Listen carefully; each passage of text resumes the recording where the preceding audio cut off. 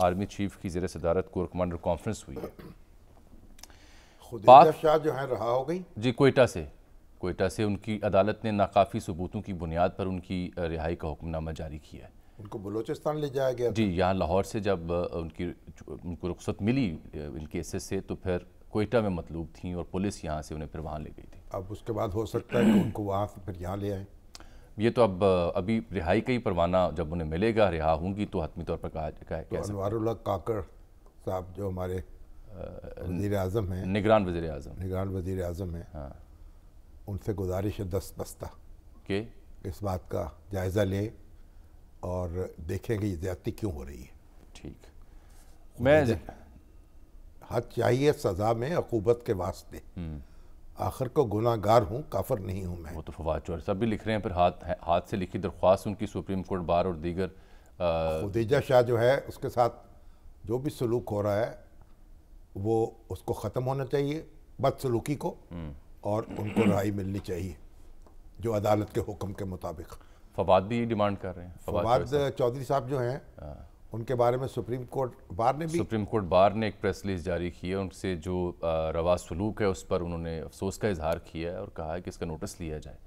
اور فواد چوہدری صاحب نے ہاتھ سے لکھی درخواست تھی جو انہوں نے بتایا کہ میں بار کا ممبر ہوں اس مسئلے کی طرف توجہ دیں کہ میرے ساتھ کیا صورت درپیش ہے. وزیر ہیں ایم این اے ہیں ایک دانشور ہیں اور مطلب یہ کہ یہ مجھے سمجھ میں نہیں آیا کہ یہ جیلوں میں اس طرح ڈال کے بدسلوکی جو ہے یہ کیوں روا رکھی جانی کیا آخر اپنا یہ حاصل کیا کرنا مطلوب ہے. نظام کے اوپر سوال اٹھ رہے ہیں کر کون رہا ہے دنیا بھر میں جگہ گھسائی. نگران حکومت دیکھیں نا جو پولیس ہے جو ایف آئی اے ہے وہ نگران حکومت کے تابع ہے. ان کے تابع جتنی بھی حکومتیں ہیں ساری نگران ہیں تو ان کی نگرانی کون کر رہا ہے.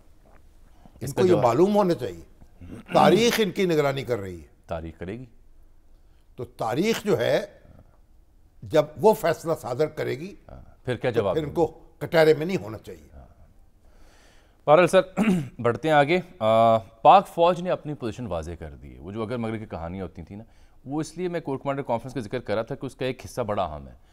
اس میں یعنی کئی ایک موضوعات پہ شرکاء نے اظہار خیال کیا ہے. کشمیر کے مسئلے پر جو پاکستان کی اپنا موقف ہے اس کا اعادہ کیا. فلسطین کے اوپر بھی بات کی جو ملک کو درپیش مسائل ان کا ذکر کیا. ایسا ایف سی کا بھی ذکر کیا. لیکن ان کا جی پاک فوج انتخابات میں الیکشن کمیشن کو مطلوبہ تعاون فراہم کرے گی. یعنی اپنی پوزیشن واضح کر دی کہ ہم موجود ہیں اگر ضرورت ہوئی تو ہم اپنی نفری اور دیگر تمام تر جو انتظامات ہیں وہ دینے کو تیار ہیں. بالکل دینی چاہیے. اور دیکھیں نا ابھی تو پاک فوج نے بہت اچھا کیا بڑا اچھا فیصلہ ہے اور سیکورٹی کی جہاں بھی ان کی ضرورت ہو ان کو حاضر ہونا چاہیے.